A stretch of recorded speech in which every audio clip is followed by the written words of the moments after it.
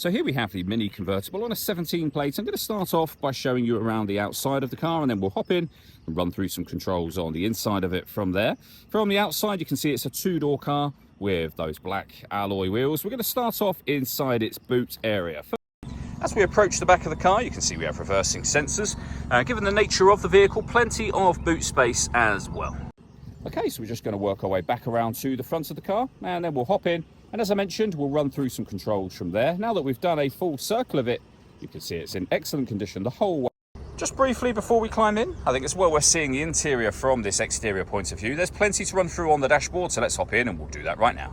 Okay, now that we're inside the car, we're going to start with the dials first of all. On the left-hand side, we have the rev counter, we have the speedometer in the center, and the fuel gauge on the right-hand side. You also see a digital readout for the speedometer there. You can change that for various bits of trip computer, fuel economy information, and as you can see, the total miles for the car are now visible as well. We have a heads-up display, so you can see the speedometer being projected onto that.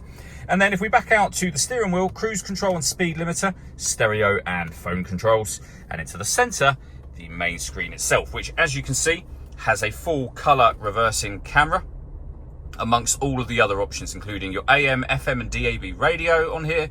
You can listen to your own music in a number of ways, Bluetooth audio, USB input, as you can see here, and auxiliary input. All of the movement that I'm making on the screen is being done using the dials just here. You can go into certain buttons directly. So if I press nav, for example, we are now in the navigation menu, and you can come back a step and enter anything you want on here, all by moving this dial, as I say. We have dual zone climate control, so you can adjust the driver and passenger temperature. You can increase and decrease the fan speed. At the minute, the car has control of the fan speed and direction of the air, so you can override that to take full control. If you hit also again, the car will essentially take control of the fan speed, the direction of the air, to maintain these temperatures for you.